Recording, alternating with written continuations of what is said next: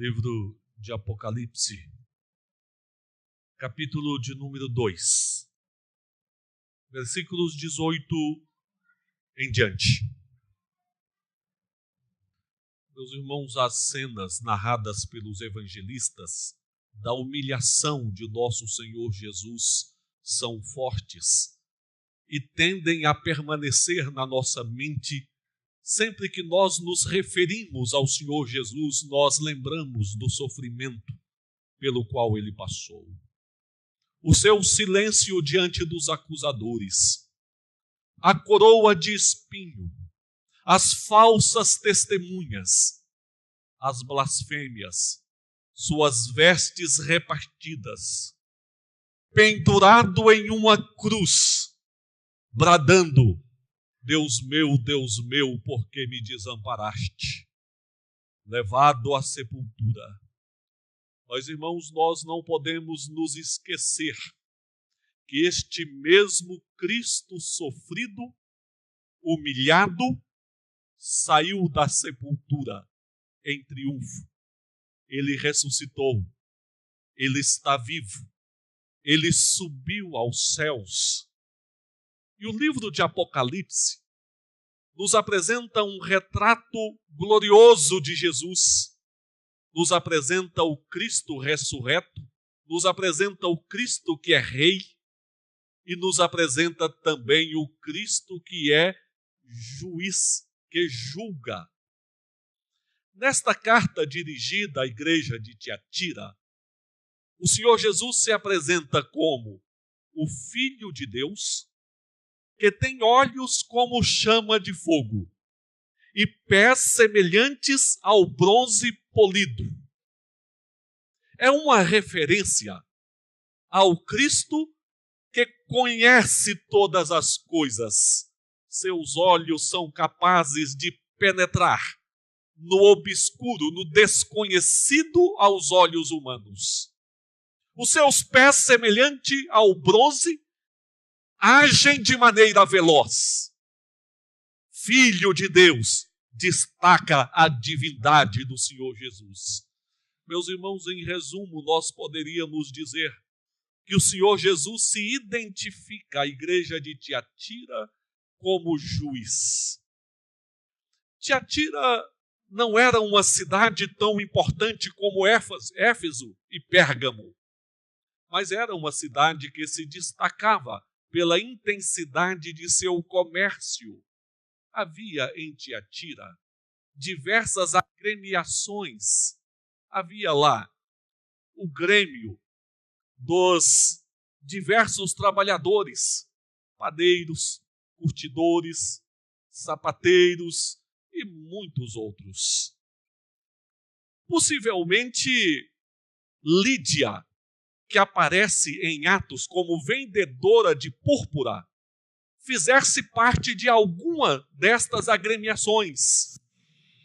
E os cristãos em Tiatira viviam um verdadeiro drama, porque estes grêmios que se assemelham aos sindicatos dos nossos dias promoviam diversas festividades, geralmente regadas a bebedices, à prostituição e ao culto a diversos ídolos. Como os cristãos deveriam se portar neste ambiente? O relacionamento do cristão com os princípios do mundo sempre foi um desafio ao longo dos anos. Uma mulher, tida por alguns como profetisa, chamada Jezabel, achou uma solução nada cristã para este impasse que os comerciantes enfrentavam na cidade de Tiatira, os comerciantes cristãos.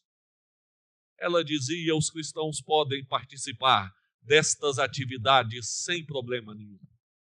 O Senhor Jesus se dirige à igreja de Tiatira. O Senhor Jesus fala à igreja de Tiatira. Mas certamente, irmãos, nós precisamos compreender. Quando o Senhor Jesus se dirige a uma igreja em específico, como ele se dirige às igrejas da Ásia, ele não estava se dirigindo a uma igreja local em particular. Ele estava se dirigindo à sua igreja espalhada pelo mundo. E a mensagem que nós temos aqui é para nós, é para os nossos corações. Nós podemos dizer, o Senhor se revela como juiz à igreja. E não pensem os irmãos, que quando o Senhor Jesus se revela como juiz à igreja, ele está agindo de uma forma diferente daquela que o levou até a cruz, dando a vida por nós. Porque como juiz, ele demonstra também amor, zelo e cuidado para com as nossas vidas, para com a sua igreja. Portanto, pensemos, irmãos, neste ato, onde o Filho de Deus, aquele cujos olhos são como chama de fogo, os pés são pés como bronze polido. Ele se revela como juiz à igreja com alguns objetivos. O primeiro objetivo é para apreciação. Apreciação. Sem dúvidas, todos nós gostamos de ver os nossos atos apreciados. O Senhor Jesus é justo em seu ser. Como tal, ele não ignora as obras da sua igreja. Ele olha para as obras da sua igreja e aprecia estas obras. Conheço as tuas obras, o teu amor, a tua fé, o teu serviço, a tua perseverança e as tuas últimas obras, mais numerosas do que as primeiras. Havia na igreja de Tiatira amor, fé, serviço, perseverança. Às vezes nós ouvimos pessoas dizerem, parece que ninguém viu, parece que ninguém percebe o que eu faço nesta igreja. Ah, meus queridos, isto é grande engano, porque tudo está debaixo dos olhos de nosso Senhor Jesus. E Ele aprecia as nossas obras. É preciso destacar, irmãos, que a nossa salvação não decorre das nossas obras, decorre exclusivamente da obra de Jesus na cruz. Pela graça sois salvos, mediante a fé. E isto não vem de vós, é dom de Deus, é presente que vem do céu, que perdoa o nosso pecado e que nos dá direito à vida eterna. Mas, irmãos, uma vez alcançados pelo poder da graça que vem de Jesus, o cristão tem condições de produzir obras que glorificam ao Senhor. Estas obras, irmãos, revelam que a nossa fé é autêntica, revelam que a nossa experiência de conversão é verdadeira, revelam que existe em nosso coração amor a Deus e cuidado para com a igreja de nosso Senhor e Salvador Jesus. Existe em nossos dias uma ameaça à igreja cristã, e a ameaça é substituir as obras, o desejo de servir, a prontidão no serviço, pela sede do receber. Nos tornarmos espectadores diante de Deus, com os braços abertos, para recebermos e recebermos. A igreja de Tiatira é percebida pelo Senhor Jesus porque era uma igreja que se movia no amor, na fé, no serviço, na perseverança. Meus queridos, nós jamais podemos amarrar ou jamais podemos tirar as chuteiras. Nós devemos amarrá-las. Nós não somos bananeira que já deu cacho. E esse texto bíblico afirma que as últimas obras da igreja de Tiatira eram superiores às primeiras. Ou seja, eles não desistiram. Eles não disseram, nós já servimos muito. Nós já produzimos muitas obras. Não, eles queriam ver as últimas obras maiores do que as primeiras. O Senhor Jesus vê e aprecia a vida daqueles irmãos.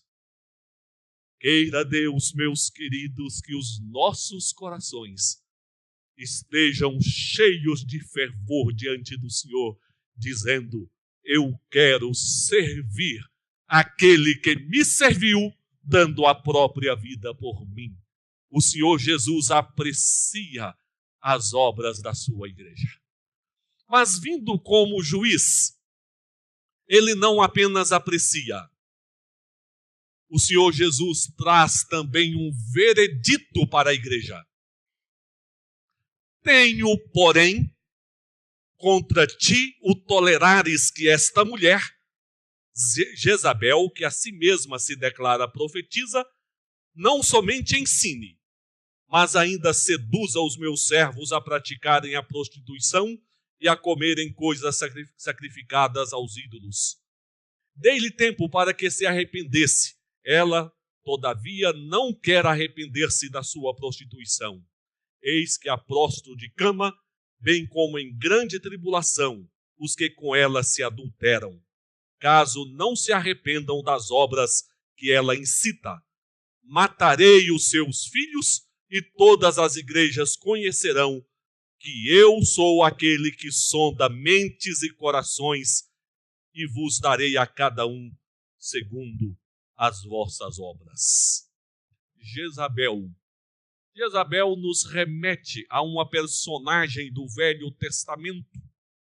Na época do rei Acabe,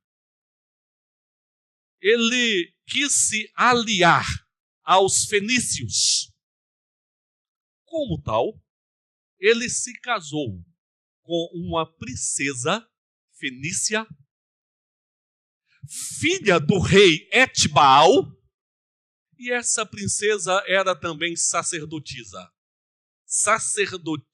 de Baal. O nome desta princesa? Jezabel. Jezabel, chegando a Judá, instituiu 450 profetas de Baal na terra que o Senhor Deus consagrou ao seu povo. E instituiu também 400 profetas a outros deuses fenícios. Segundo provas arqueológicas, não existiu no mundo povo que derramou tanto sangue em oferendas ao diabo como os fenícios. E Jezabel passou a ser a rainha entre o povo de Deus. O Senhor Jesus, se dirigindo tempos após Acabe e Jezabel, se dirigindo à igreja de Tiatira, observa dentro da igreja de Tiatira uma mulher semelhante a Jezabel do Velho Testamento. Uma falsa profetisa que se levantava na igreja ensinando, ministrando, fazendo aí uma comparação, ensinando no culto, na classe de escola dominical. Imagine os irmãos, uma mulher semelhante a Jezabel lá do Velho Testamento, uma falsa profetisa. E qual era o ensino de Jezabel? Jezabel dizia, olha, vocês comerciantes podem participar das festas de agremiações que são realizadas aqui em Tiatira. Não há nenhuma inconveniência, nenhuma incompatibilidade de participar destas festas onde há bebedice, culto aos ídolos e prostituição. Não há incompatibilidade com a fé cristã. Assim dizia Jezabel. E alguns na igreja de Éfeso, da igreja de Tiatira, toleravam o ensino desta mulher. Aliás, a igreja de Tiatira, ela se dividia em 3 grupos. Havia aqueles que eram fiéis ao Senhor e, como tal, não davam ouvidos a Jezabel. Mas havia também aqueles que se conformavam com o ensino de Jezabel, que aceitavam o ensino de Jezabel. E havia aqueles que obedeciam aos ensinos de Jezabel. Meus irmãos, o ensino de Jezabel era um ensino que esvaziava o poder do evangelho, que apresentava um falso evangelho sem princípios. Um evangelho ecumênico que abria mão da verdade. Um evangelho que se adaptava ao mundo. Um evangelho que satisfazia a vontade da carne. Um evangelho que abria as portas para a promiscuidade. O Senhor Jesus, olhando esta situação, o Senhor Jesus dá o seu veredito para a igreja de Tiatira. O Senhor Jesus repreende os que toleravam este ensino. O Senhor Jesus os repreende. Não poderiam tolerar este tipo de ensino. O Senhor promete prostrar em cama Jezabel. Ela não continuaria enganando a igreja. O Senhor Jesus promete operar uma grande tribulação sobre os que eram seduzidos por Jezabel. E por fim, o Senhor Jesus promete matar os filhos de Jezabel. Os filhos de Jezabel é uma referência àqueles que definitivamente se apegavam aos ensinos de Jezabel. Meus irmãos, nós compreendemos esse veredito do Senhor Jesus à igreja de Tiatira quando nós compreendemos o que significa a igreja. Quando nós compreendemos o quão preciosa é a igreja. Quando nós compreendemos que a igreja é a reunião do povo que é chamado à eternidade, do povo que foi adquirido pelo sangue de Jesus, do povo habitado pelo Espírito Santo. Deus cuida deste povo e não permite que este povo seja eternamente enganado. O Senhor continua cuidando das nossas vidas, irmãos. O Senhor Jesus continua cuidando da sua igreja. O que nós precisamos é do discernimento espiritual para detectarmos aqueles pontos de desvios do Evangelho. Nós precisamos de discernimento espiritual para que o nosso coração não se aparte do amor de Cristo, da pureza do Evangelho, para nós sermos apreciados pelo Senhor, mas jamais recebermos este veredito do Senhor. Em sequência, irmãos, o Senhor Jesus se revela como juiz à igreja. Mas o Senhor Jesus traz também uma advertência. Digo, todavia, a vós outros, os demais de Tiatira, a tantos quantos não têm essa doutrina, e que não conheceram, como eles dizem, as coisas profundas de Satanás, outra carga não jogarei sobre vós, tão somente conservai o que tendes até que eu venha. A advertência do Senhor Jesus agora se volta para aqueles que não se deixaram levar pelo engano. Se volta para a igreja fiel. O Senhor Jesus diz: conserva o que você tem. O Senhor Jesus apela para que a igreja permaneça íntegra diante dele, até que ele venha Porque, irmãos, quando o Senhor Jesus voltar, ou quando o Senhor Jesus, ou quando nós estivermos com o Senhor Jesus na glória, nós seremos aperfeiçoados por Ele. Nós não seremos mais suscetíveis ao erro, ao engano, à mentira, à queda. Nós reinaremos com o Senhor para todos sempre. Mas Ele diz, para nós conservarmos o que nós temos até que Ele venha. O Evangelho nos foi entregue. O precioso Evangelho. Um tesouro glorioso que foi legado à igreja.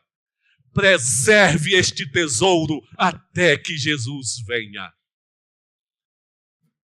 O Senhor Jesus disse que deveriam preservar este tesouro. Aqueles que não conheceram as coisas profundas de Satanás, como era dito na cidade de Tiatira. O que Jesus quis dizer conhecer as coisas profundas de Satanás? Meus irmãos, um movimento que se desenvolveu nos primeiros séculos da igreja cristã, chamado gnosticismo, dentre as suas muitas variáveis, o gnosticismo falava a respeito de um tipo de conhecimento que o homem pode alcançar superior ao conhecimento de Jesus. E dizia que Satanás podia dar esse conhecimento.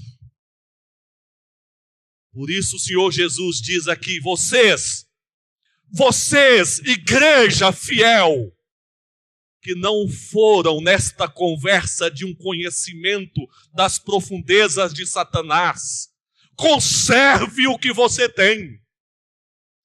Meus irmãos, inclusive, aplicando aos nossos dias, o gnosticismo em uma versão atual se levanta e se opõe a Cristo, afirmando: Faraó foi melhor do que Moisés. Jezabel foi melhor que Elias, mas diz também, Judas foi melhor do que os apóstolos, ou Judas é superior a Jesus? E eu creio que vocês já viram alguma reportagem, alguma informação tentando mostrar Judas como um herói.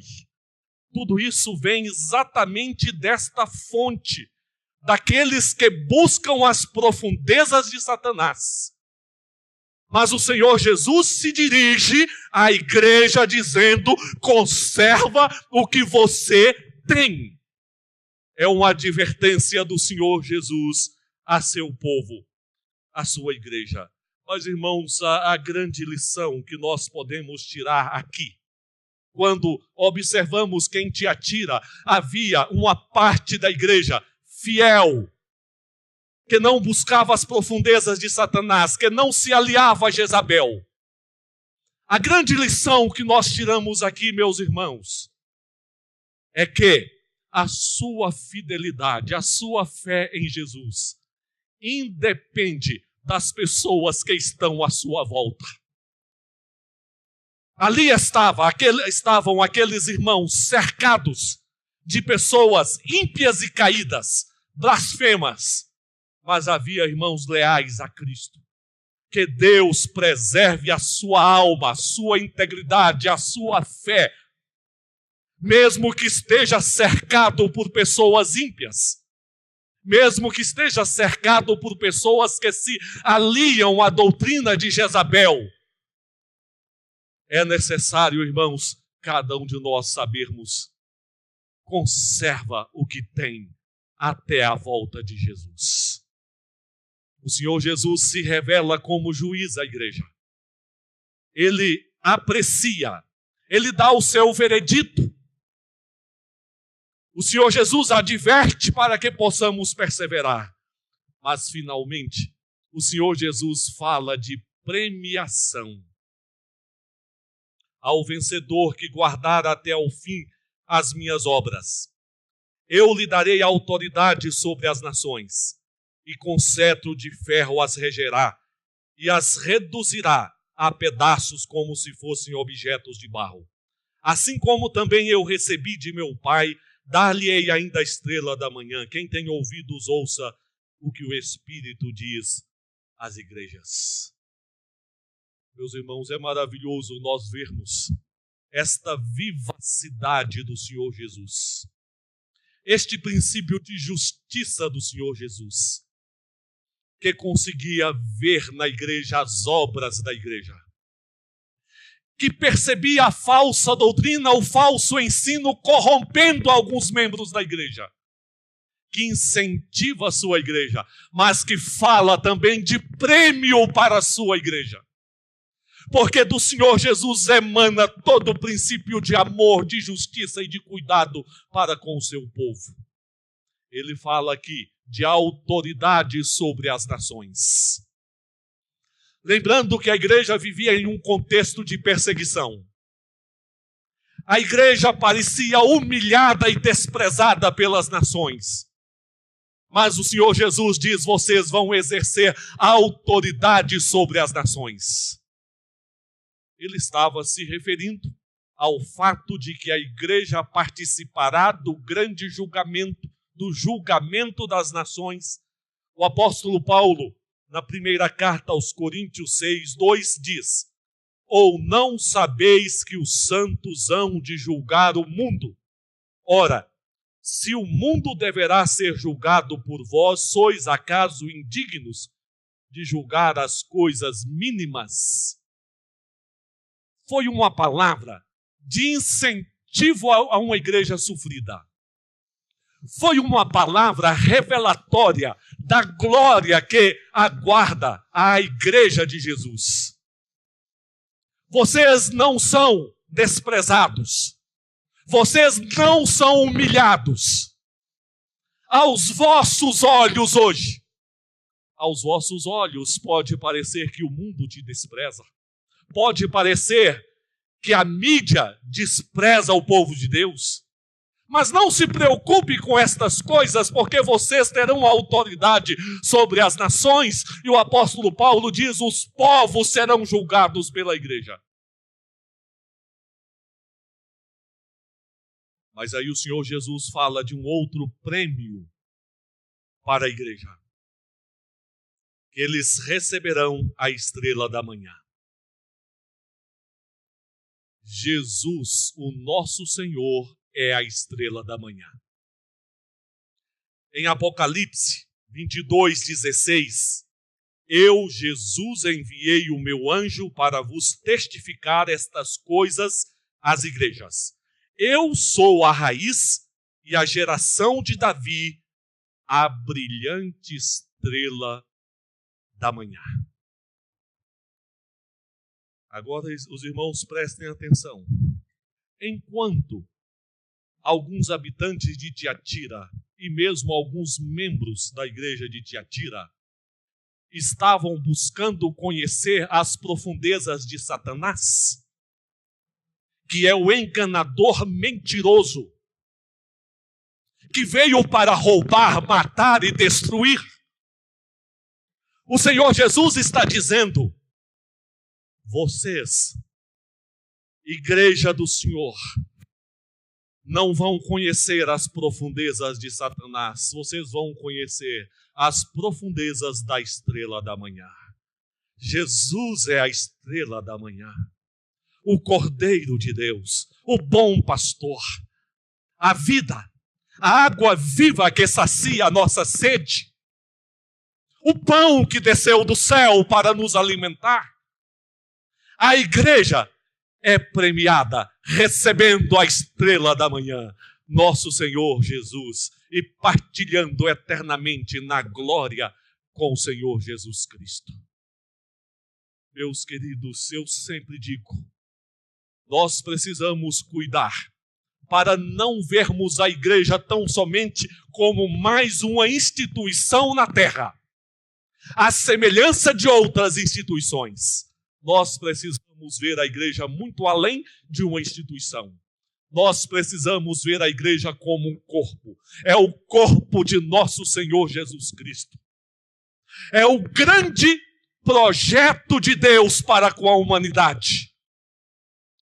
Porque a obra eterna de Jesus a obra de salvação planejada desde os tempos eternos se concretiza quando o Senhor vai reunindo na sua igreja o seu povo, povo chamado, povo regenerado, povo alcançado pela graça do Senhor, embora havendo joio ainda no meio do trigo, porque não foram separados. Mas é o grande projeto de Deus para a humanidade, corpo de Cristo. Por isso o Senhor Jesus se dirige às igrejas da Ásia, mostrando os seus cuidados para com a igreja. E aqui ele se revela como juiz. Não diferente da manifestação dele quando deu a vida na cruz. Tanto na sua humilhação na cruz, como na sua vinda à igreja como juiz, ele se revela o Deus de amor e misericórdia que prepara um povo para que habite eternamente na presença dele, na glória eterna com ele. Avante, Igreja de Jesus! Caminhamos sob o cajado do bom pastor, mas caminhamos também protegidos por aquele que é juiz e cuida da sua igreja. Oremos, irmãos.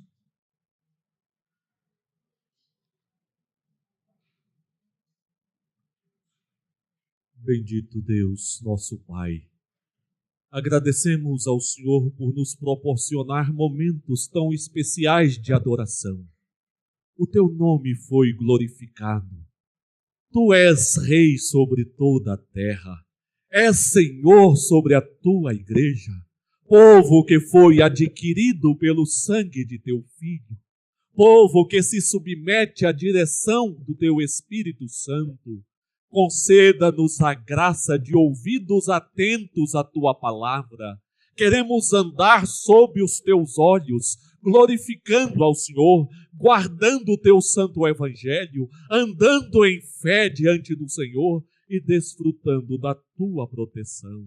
Abençoe, Senhor, a vida da tua igreja, de cada irmão. Pastoreie, proteja e ampare cada irmão. Guarda, Senhor, os nossos corações para não pecarmos contra o Senhor.